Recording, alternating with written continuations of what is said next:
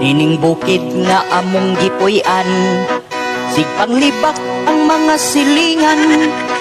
Way gipili, bisag ang ugangan, labi na kung batig batasan.